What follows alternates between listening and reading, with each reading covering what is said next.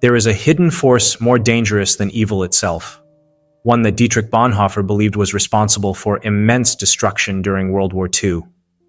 Unlike evil, this force cannot be reasoned with, exposed, or even fought directly. It spreads silently, rendering people blind to truth and immune to logic. That force is stupidity. But why did Bonhoeffer see stupidity as a greater threat than evil? Why did he describe it not just as an intellectual failure, but as a moral and social crisis?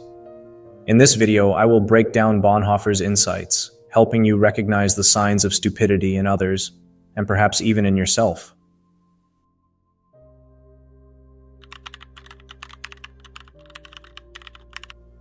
Dietrich Bonhoeffer, born in February 1906, was a German Lutheran pastor, neo-Orthodox theologian, anti-Nazi dissident, and resistance fighter. For years, he tried to change minds. He spoke out against growing hatred, blind obedience, and the way people turned a blind eye to the cruelty happening around them. He believed that if he could just make them see, just make them understand, they would wake up. But no matter how much evidence he presented, no matter how clear the truth was, people refused to listen. One evening, after years of resisting the regime, he returned home to find his father waiting for him with a heavy heart. Two men were in his room. They had come to take him away. Locked in a prison cell, Bonhoeffer had nothing but time to think. He had watched his country, once a land of poets and thinkers, descend into a mob of cowards and criminals. He had seen friends, neighbors, even intellectuals surrender their morality, not because they were all evil, but because they had stopped thinking. And then he realized the real enemy wasn't malice. It was stupidity. There were reasons he considered this a greater threat than evil, which I will now discuss.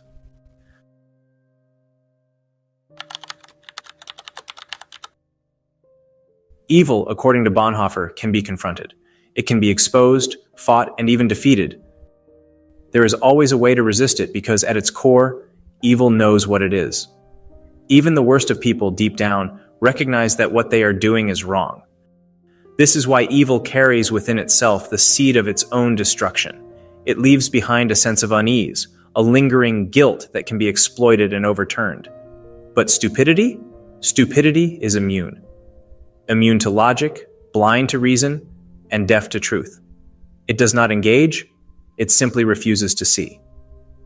You can argue with a malicious person, but you cannot argue with a stupid one because they do not recognize facts. They dismiss them. They do not debate. They mock. And most dangerously, they are utterly convinced of their own rightness. This is what makes stupidity more dangerous than malice. Malice can be countered, but stupidity is impervious. Martin Luther King Jr. said something very similar. Nothing in the world is more dangerous than sincere ignorance and conscientious stupidity. The most terrifying aspect of stupidity is that it often operates unconsciously. People who act foolishly do not even realize it. They believe they are right. They cling to their views with such certainty that no argument, no evidence, no rational explanation can shake them. Instead of questioning their beliefs, they double down, becoming even more rigid. As Mark Twain famously said, "Never argue with stupid people. They will drag you down to their level and then beat you with experience." We have all encountered different kinds of stupid people who use dismissive slogans whenever we try to engage with them. They say things like "whatever" or "I don't care," their way of avoiding the reality of their own stupidity. It is frustrating, much like dealing with a narcissist, because they will never change. But the danger of stupidity extends beyond the individual level. It spreads within society like a sickness. It infiltrates groups, movements, and systems that demand obedience. The power of one depends on the stupidity of the many. This is why mass stupidity so often accompanies rising authoritarianism. People do not lose their intelligence. They surrender it. They give up their independence in exchange for belonging. They stop thinking critically and start repeating whatever they are told. And once a person has surrendered their mind, there is no limit to what they can be made to do.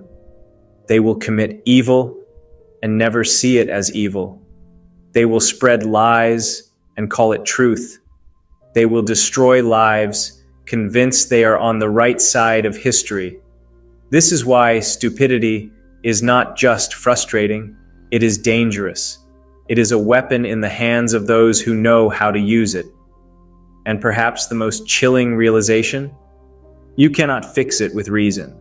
To combat it, we must first understand the true nature of stupidity.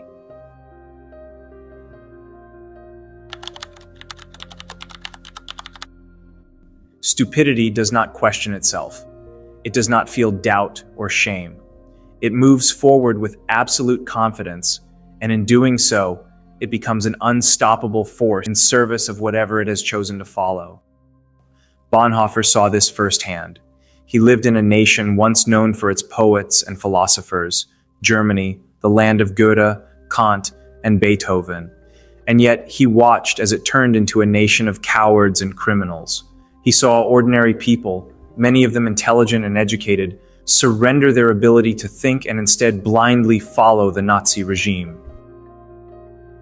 This is why Bonhoeffer argued that stupidity is not an intellectual defect but a moral one. A person can be brilliant in thought yet utterly foolish in action. Consider Martin Heidegger, one of the greatest philosophers of the 20th century, who, despite his intellect, pledged loyalty to the Nazi Party and remained unrepentant until his death in 1976. He was smart, but he was also deeply stupid, as according to Bonhoeffer. By contrast, a person can be intellectually slow, yet profoundly wise, moral, and kind. Intelligence and wisdom are not the same. Stupidity, as Bonhoeffer saw it, is not a lack of intelligence. It is a failure of moral courage. And one is not born stupid. One becomes stupid. How that happens is what I will discuss next.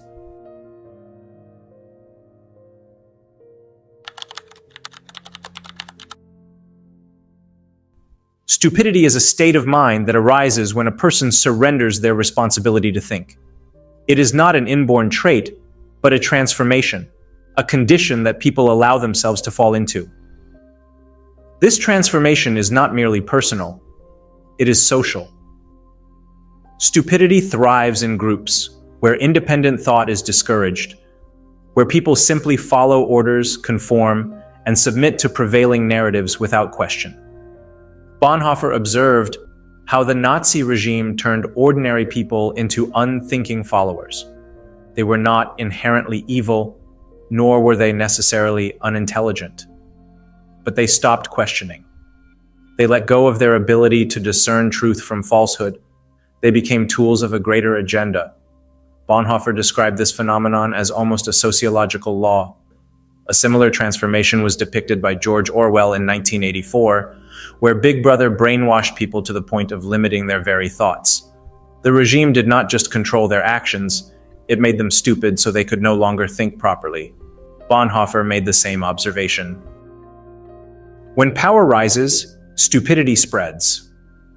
Under the influence of authority, whether political or ideological, many people willingly relinquish their inner independence. They accept the slogans, the propaganda, the oversimplified explanations, and they no longer see the world for what it is. And this is where stupidity becomes most dangerous. It is stubborn, yet passive. The stupid person does not think for themselves, yet they are fiercely convinced they are right. When confronted with facts or logic, they do not reconsider. They resist. You are not dealing with a person.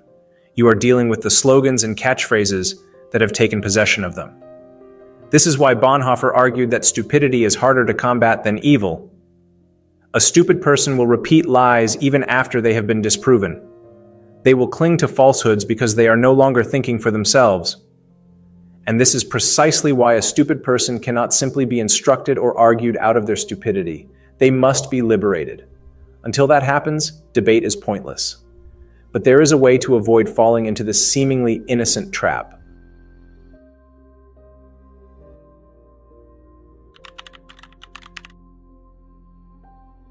If stupidity is not an intellectual deficiency, but a form of mental enslavement, then how can one avoid it? How can a person ensure they do not fall into the trap of blind conformity? This is what I will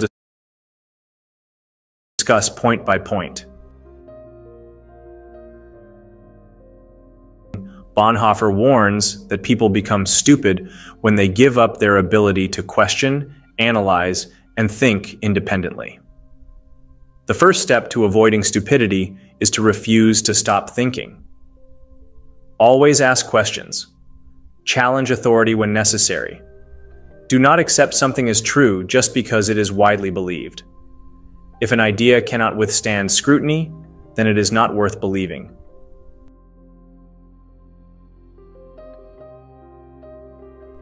Stupidity is a social phenomenon. It thrives in environments where people conform without thinking.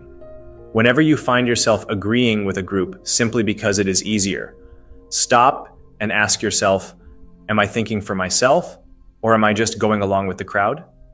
History has shown that when large groups of people stop questioning, disaster follows.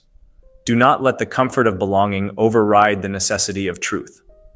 This same mentality was criticized by Friedrich Nietzsche, who called it herd mentality. According to both Bonhoeffer and Nietzsche, anyone who seeks to become a true intellectual, or Nietzsche's Übermensch, must reject blind conformity.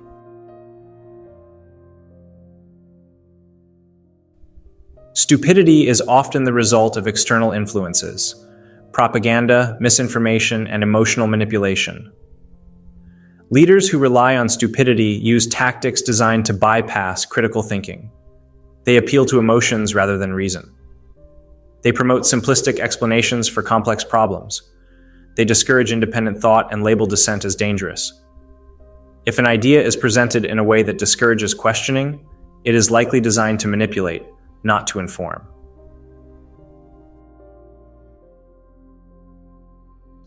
Stupid people gravitate towards simple, black and white explanations, but reality is complex. The truth is often inconvenient, uncomfortable, and difficult. If an answer sounds too easy, it probably is. If a leader tells you that all your problems have a single cause, they are lying. If a movement demands unquestioning loyalty, it is dangerous. Real wisdom comes from embracing nuance and resisting the urge to oversimplify.